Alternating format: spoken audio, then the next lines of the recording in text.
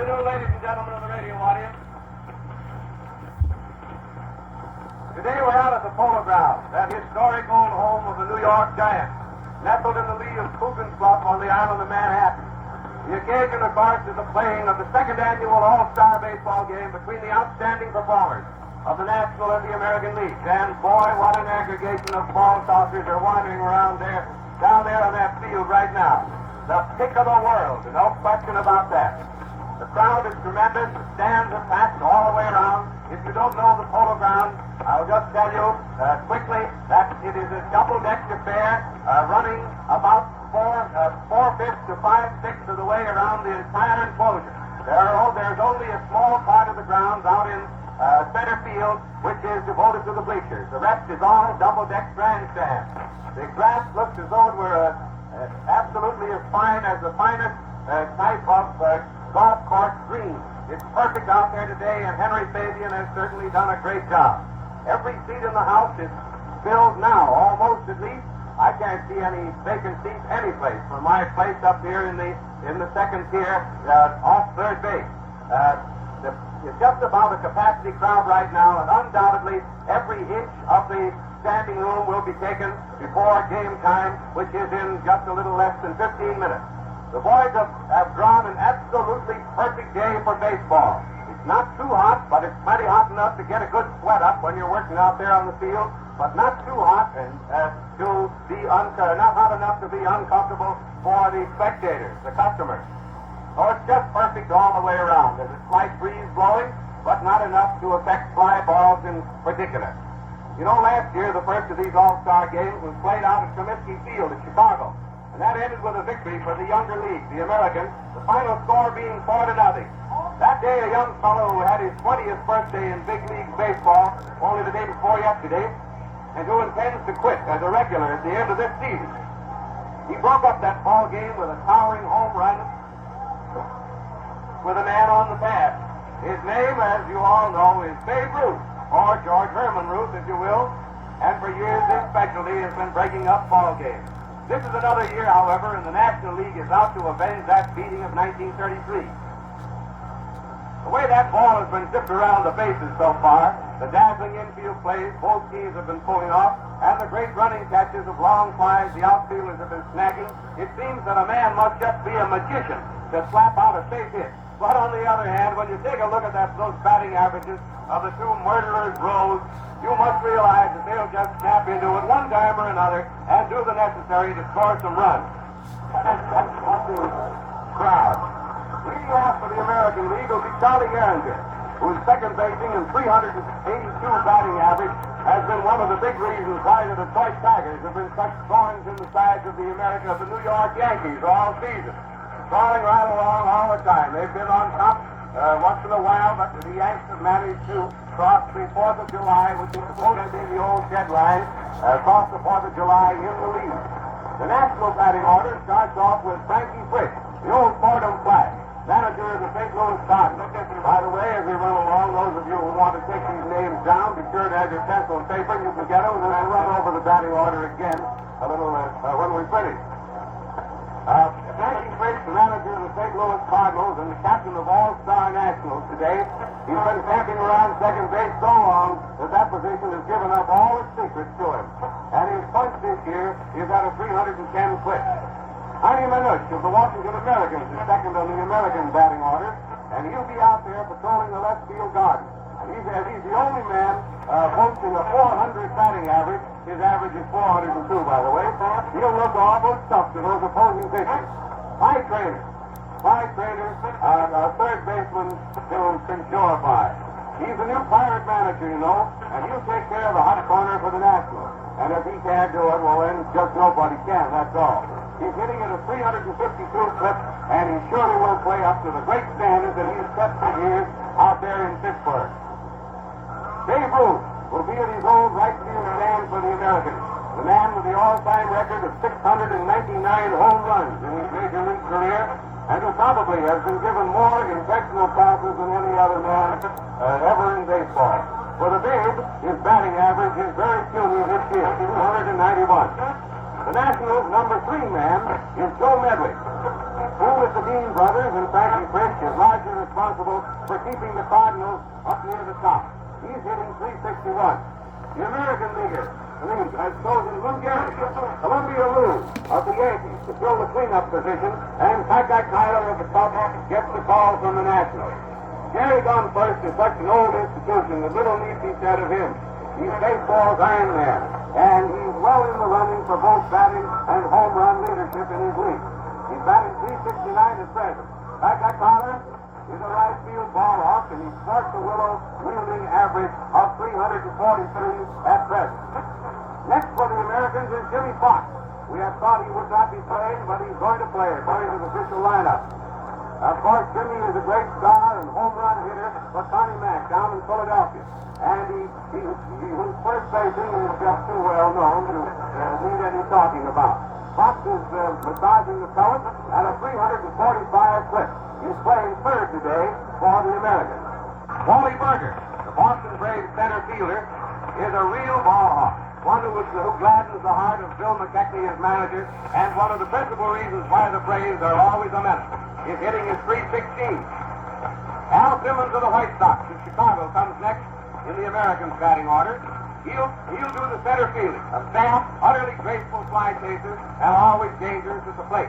How many of us who were there will ever forget that athletic rally of 10 runs against the Cubs in the World Series several years ago? A rally started by Simmons' ringing home run against the left field stand. He batted twice in that inning. He's singing the ball for a 343 standing. Then we have Bill Terry on the Nationals, Memphis Bill, the manager and first backer of the Nationals. He places himself sixth in the batting order in spite of a fine average of .368, highest of the national team regulars. As everyone knows, he's also manager of the world champion New York Giants, and he's out in front now in quest of his second pennant and, of course, his second World Series. Joe Cullen of the Americans is not only manager of the team, but also manager of last year's American League champions, the Senators of Washington. Joe's pitching has fallen down on him a bit this year, but if those hurlers begin to click as they should, his team may be right up there yet. Joe will be in there doing a lot of short-stopping, and he's much more dangerous at the plate than his 283 average might indicate in this group of terrific super sluggers. Travis Jackson of the Giants. He bats seventh for the Nationals. He's long been called the greatest shortstop in baseball, a player who seemed to be all washed up last winter on account of trouble with his legs. But trouble just doesn't mean a thing to Jackson, and he's in there with his whipcord arm, tossing runners out from any and all positions, and holding up his end with the bat with an average of 287. He's one of the most opportune hitters in the game today. Behind the bat, the Americans have Bill Dickey of the Yankees, and the Nationals have Gabby Hartnett of the Cubs, both powerful forwards for their team, both possessing fine arms to intimidate potential base stealers, and both have that's certain something that helps and steadies pitchers at critical moments. Dickey is batting .322 right now, with Hartnett just exactly the same, so there's nothing to choose there. Our backstopping will be well taken care of. Two of the truly great pitchers of today will oppose each other in the starting lineup, probably for 3 innings each. Senor Lefty Gomez of the Yankees and Carl Hubble of the Giants. If these two are the starters, and I'm sure they will be now, there should be a southpaw battle for 3 innings at least. That'll be worth traveling mighty far to see. Gomez has already won 14 games for the Yanks, and Hubble has a rating among many who should know as the greatest living pitcher, and by not a few, as a man who is coming along to take his place as the greatest of all time. Man, also look at those batting orders. Not a soft spot from top to bottom. They're tough. Not the slightest chance for a pitching let-up. Just groove one for any man in that lot, and bang, there goes your old ball game. Will it be pitchers or will it be hitters? A difference of opinion, eh? Well, that's what makes horse racing. Aside from the players mentioned, the Americans have, as pitchers, Red Ruffing of the Yanks, Tom Bridges of the Tigers, Mel Harder of the Indians. Tom, how's Mel going? Pretty good? Tom Manning of Cleveland ought to know all about him. Jack Russell of the Senators. Infielders, Frank Higgins of the Athletics, Jimmy Dykes of the White Sox. Outfielders, Earl Averill of the Indians, Ben Chapman of the Yanks, and Sammy West of the Browns. Of course, Tom Manning thinks that both Mel Harder and Earl Averill should be right in there now in the beginning of the game. But they're not. We'll probably see them all later. Catching, Rick Farrell of the Red Sox. I'm talking about extra players now, you know. The Nationals have pitchers, Lon Warneke, that great southpaw of the Cubs, Dizzy Dean, who with his brother is keeping the Cards right up near the top. Van Mungo from the Dodgers. And over in Brooklyn, they think Van Mungo is the greatest pitcher in either league. And I'm not sure he is. With a lowly team this year, unfortunately, for the Dodgers, Van Mungo has been pitching great ball. Then they also have Fred Frankhouse of the Braves. It seems to be the general opinion around, among those who might know something about it, that the National League pitching will top the American League pitching today to some extent. But pretty soon we'll know all about it. As extra infielders in the Nationals, Pepper Martin of the Cards. He's that baby that went crazy and just about won a World Series all by himself a few years ago, 3 years ago, 31. Floyd Brown of the Pirates. We had thought that Floyd might go in playing shortstop right away, as Jackson has had some eye trouble, but Jackson will start. Billy Herman of the Cubs. Outfielders for the Nationals, extra men, Paul Wainer of the Pirates. Mel Ott of the Giants and Chuck Klein of the Cubs. Just think of a baseball team that keeps Paul Wainer, Mel Ott, and Chuck Klein on the bench. Boy, oh boy. Also, an extra catcher, Al Lopez of the Dodgers. The umpiring done today will be by Brick Owen and George Moriarty from the American League, and Charlie Furman and Tommy Stark of the National League. Beside its manager, Joe Coleman, the American team will have the services of Walter Johnson, the old master pitcher from Washington, you know. Walter Johnson will be on the coaching line, and Al Jack will also be on the line for the American League. And the National League team will be similarly served by manager Bill McKechnie and manager Casey Stengel. Casey Stengel, you know, I remember one day out here when Casey Stengel slapped out 2 home runs in a World Series, won a ball game for the Giants. What a day that was for old Casey. No doubt about that. Anyway, altogether, it looks as though a grand and glorious baseball game was going to begin very, very soon. The managers of the teams, the captains of the teams, and the 4 umpires have gathered around the home plate for a last-minute conference before this ball game starts. I don't think there's a seat in the house. That means there must be somewhere in the neighborhood of 55,000 to 60,000 people crammed in the Polo Grounds this afternoon on one of the most beautiful baseball days you ever saw in your life. Both Gomez and Hubble are down there left-handing him into their catchers on the sideline, getting warmed up for the game. And I want you all to know that in a few moments we'll turn the microphone over to Tom Manning of Cleveland. Tom, you know, has been telling you about World Series since time immemorial, and he's also going to give us play-by-play scoring today. Tommy Manning, that carrot-top redhead from Cleveland, Ohio. Here, quit that, Tom. And also with us is Ford Bond. Ford Bond has been telling you all about the baseball scores daily through this season. And he's been making a fine baseball game out of the news results following the game. Ford has been telling you about every game. You haven't missed a game yet, have you, Ford? No, he says he hasn't missed a game. Of course, if he falls out of this box, he might miss tomorrow's game, but we'll try to keep him in.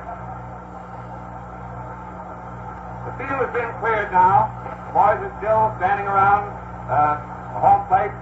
Joe Cronin and Bill Terry, and I see Walter Johnson is there too. And I believe, and I don't know whether it's going to be before the game or not, but I believe it will. It will be the unveiling of the tablet for John McGraw.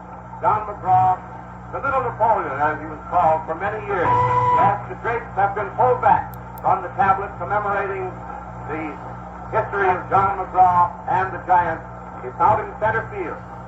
The tablet to McGraw is located just above the tomb or not the tomb, it isn't exactly a tomb, but the stone plaque out in center field, at the center field exit, which was erected some years ago for that war boy, Captain Eddie Grant, formerly of the Giants. Just above the memorial to Eddie Grant is a plaque to Christy Masterson, who many people say, many of the old enthusiasts claim was absolutely the greatest pitcher of all time. Ross Young also is in memory out there with another plaque next to Christy Masterson. Ross Young, you know, was that great outfielder of the New York Giants some years ago, and the Giants and the world lost him. Eddie Grant, Christy Masterson, and Ross Young, and now above all of these is placed the bronze plaque in memory of John McGraw, one of the greatest leaders of baseball men who ever lived, unquestionably, and one of the real old-timers. He and Connie Mack up to a short time ago, were the only two of the real old-timers left. And now we have but one, Connie Mack, who I believe is now in his 72nd year. That's about sure. I believe Connie is that old, but to know Connie, you would never think he was that old. It was a terrific blow to baseball, of course, to lose John McGraw, but he felt that he was not in good health. He resigned from his managership of the New York Giants, and they were his greatest love all his life. And it wasn't very long before it seemed that the body simply could not hold the soul any longer when, after he had lost his beloved Giants, and so he passed from us. Now this ball game is going to start in just a very few moments, and I think Tommy Manning would like to warm himself up here talking for a few moments before this baseball game commences. Tommy Manning will tell you first about the play-by-play through the entire game. Between innings, Ford Bond will talk to us and give us some of the high spots inning by inning. After the game, it'll be my pleasure to come back again on the microphone and talk about the game to some extent. Not too long, I hope. And now this is Bear McNamee speaking. The National Leaguers, the National Broadcasting Company. The National Broadcasting Company is sending you the details of this game, and here's Red Tom Manning. Come in, Tom.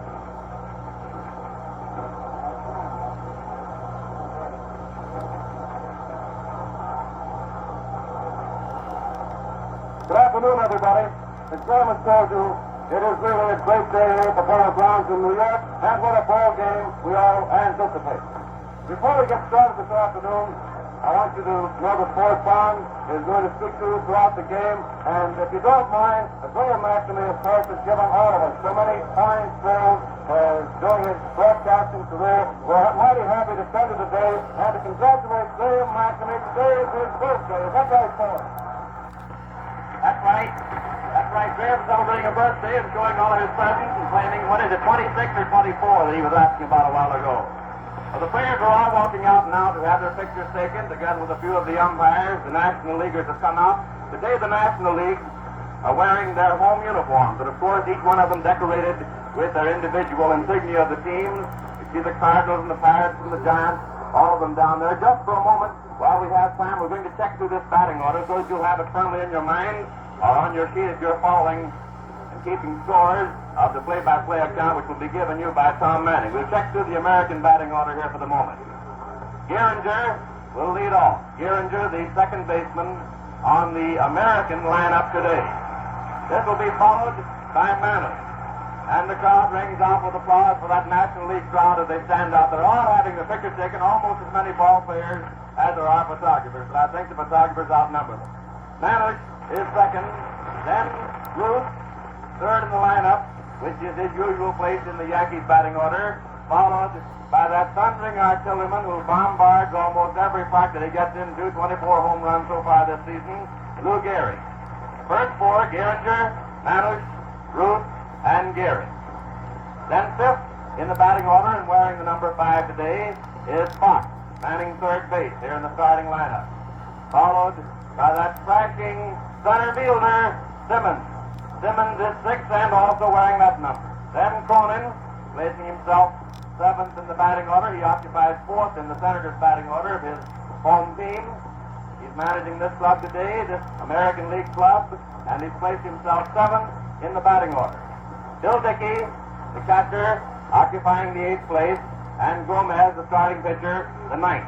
Now the players are broken up down there for the moment and are running out to their position. So we'll go through the National League batting order right quickly here. Frisch, leadoff man and second baseman of the National League team today. Trainer, third baseman, and occupying the second place in the batting order.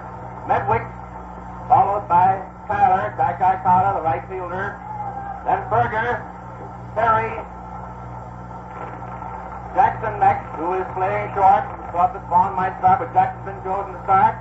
Hartnett, Gabby Hartnett, the Cubs catcher, who is starting off as catcher for the National League, is down there now. He's put on his protector and his shin guards, and Hubble walks out and picks up a ball on the mound. And Hubble occupying the 9th position in the batting order. He's warming up now, tossing over a few to Gabby Hartnett, who wings it back. And the infielders are tossing the ball around. It goes over to Bill Terry. He wings it across on the ground over to Pat Trainer on third. Getting just about ready, and Gehringer, the second baseman and leadoff man for the American League team, is up there now measuring his bat and feeling of it. And here's Tom Manning to give you the start of this great game, the All-Stars of the American and National Leagues, with the American League up at bat with Gehringer running right at the plate. And here's Tom Manning. Oh, just about Sceptic going off. Thurman is behind the plate umpiring. Thurman of the National League, you know. George Moriarty of the American League is at third. Rick Owen is at first. And Johnny Stark is at second base. Charlie Gehringer steps into the batter's box. Here's the windup. The big